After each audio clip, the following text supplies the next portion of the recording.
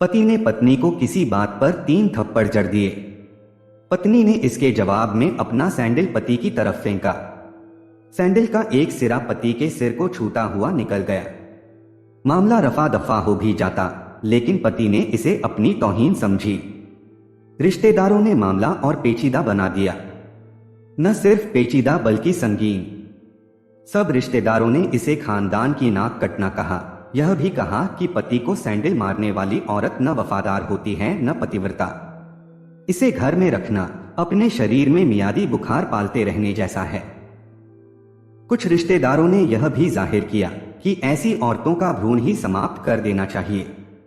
बुरी बातें चक्रवृद्धि ब्यास की तरह बढ़ती हैं, सो दोनों तरफ खूब आरोप उछाले गए।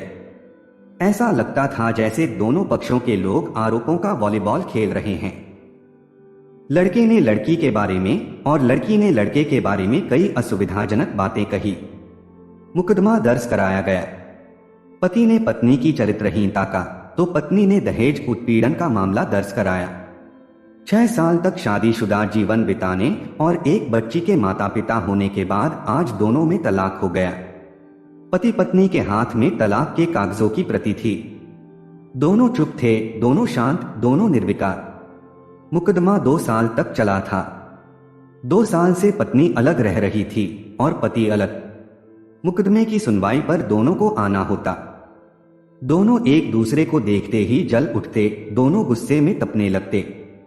दोनों में बदले की भावना का आवेश होता। दोनों के साथ रिश्तेदार होते, जिनकी हमदर्दियों में जरा जरा विस्फोटक पदार्थ भी छुपा होता।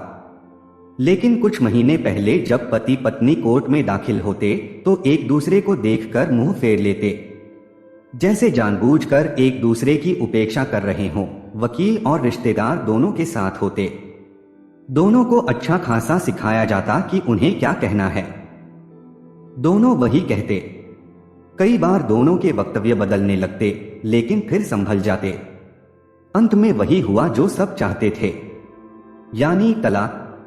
पहले रिश्तेदारों की फौज साथ होती थी, आज थोड़े से रिश्तेदार साथ थे। दोनों तरफ के रिश्तेदार खुश थे, वकील खुश थे, माता पिता भी खुश थे। तलाकशुदा पत्नी चुप थी और पति खामोश था।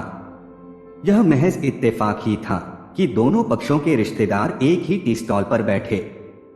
यह भी महज इत्तेफाक ही था कि तलाकशुदा पति पत्नी एक ही मेज के आमने सामने जा बैठे। लकड़ी की बेंच और वो दोनों। कंग्रेचुलेशंस, आप जो चाहते थे वही हुआ, औरत ने कहा। तुम्हें भी बधाई, तुमने भी तो तलाक देकर जीत हासिल की, आदमी बोला। तलाक क्या जीत का प्रतीक होता है? औरत ने पूछा।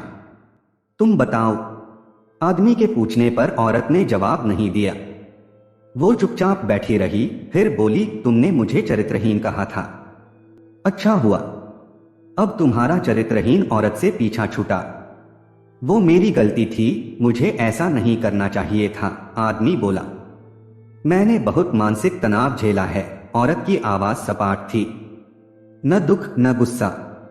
जानता हूं, आदमी इसी हथियार से औरत पर वार करता है जो औरत के मन और आत्मा को लहूलुहान कर देता है। तुम बहुत अच्छी हो, मुझे तुम्हारे बारे में ऐसी गंदी बात नहीं करनी चाहिए थी। मुझे बेहद अफसोस है, आदमी ने कहा। औरत चुप रही, उसने एक बार आदमी को देखा। कुछ पल चुप रहने के बाद आदमी ने गहरी सांस ली और कहा, तुमने भी तो मुझे दहेज का लोभी कहा था। गलत कहा था, आदमी की ओर देखती हुई औरत बोली। तभी प्लास्टिक के कप में चाय आ गई।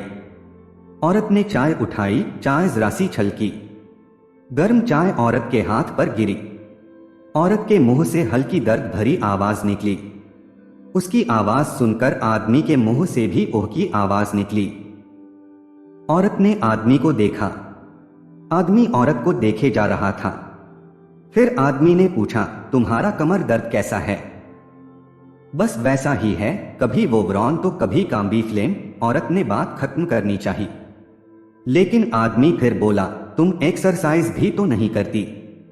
इस पर औरत ने फीकी हंसी हंस दी। उसने भी पूछा, तुम्हारे अस्थमा की क्या कंडीशन है? फिर अटैक तो नहीं पड़े?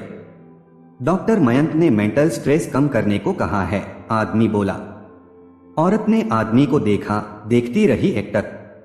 आदमी के चेहरे पर छपे तनाव को जैसे पढ़ रही हो। कुछ देर बाद औरत ने आदमी के चेहरे से नजरें हटाईं और पूछा, इन्हेलर तो लेते रहते हो ना?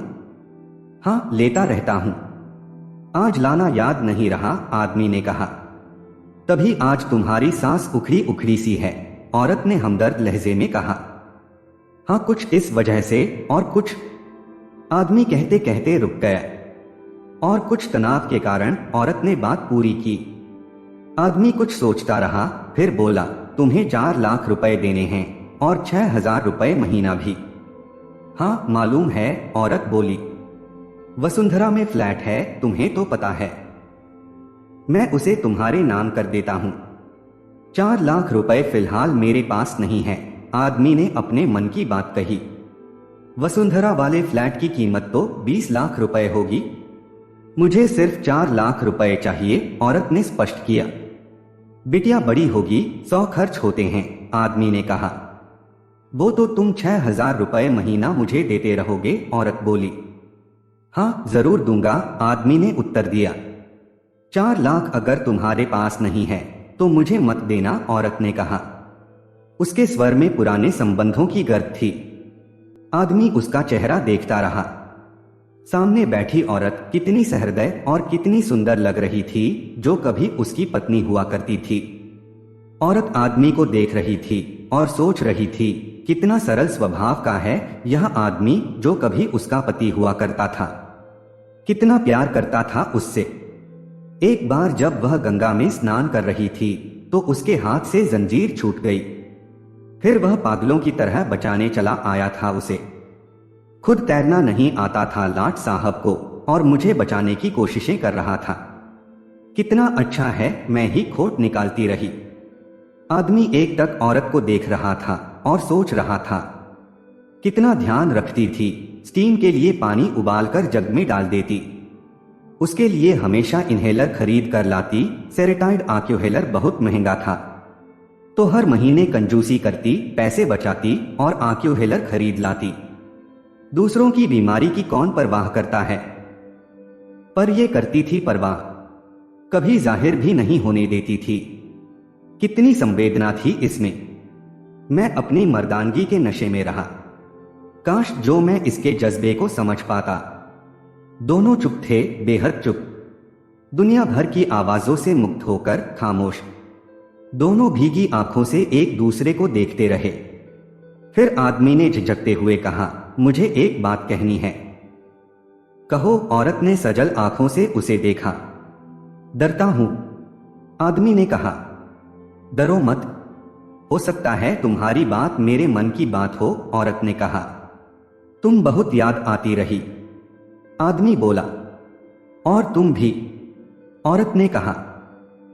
मैं तुम्हें अब भी प्रेम करता हूं, आदमी बोला। और मैं भी, औरत ने कहा। दोनों की आंखें कुछ ज्यादा ही सजल हो गई थीं। क्या हम दोनों जीवन को नया मोड़ नहीं दे सकते, आदमी ने धीरे से कहा। कौन सा मोड़, औरत ने सवाल किया। हम फिर से साथ साथ रहने लगे, एक साथ पति पत्नी बनकर, बहुत अच्छे दोस्त बनकर, आदमी ने कहा। और ये पेपर्स, औरत ने हाथ में पकड़े तलाक के पेपर्स दिखाते हुए पूछा। फाड़ देते हैं, आदमी ने ये कहते हुए अपने हाथ से तलाक के कागजात फाड़ दिए। फिर औरत ने भी वही किया। दोनों उठ खड़े हुए, एक दूसरे के हाथ में हाथ डालकर मुस्कुराए। दोनों पक्षों के रिश्तेदार हैरान परेशान थे। दोनों पति पत्नी हाथ में हाथ डाले घर की तरफ बढ़ चले। घर जो सिर्फ और सिर्फ पति पत्नी का था। दोस्तों, पति पत्नी में प्यार और तकरार एक ही सिक्के के दो पहलू हैं। और अंत में सिर्फ यही कहूंगा कि जरा सी बात पर कोई ऐसा फैसला न लें कि आपको जिंदगी भर अफसोस हो। दोस्तों, उम्मीद है यह कहानी आपको पसंद आई होगी। कमेंट बॉक्स में लिखकर अपनी राय जरूर बताएं।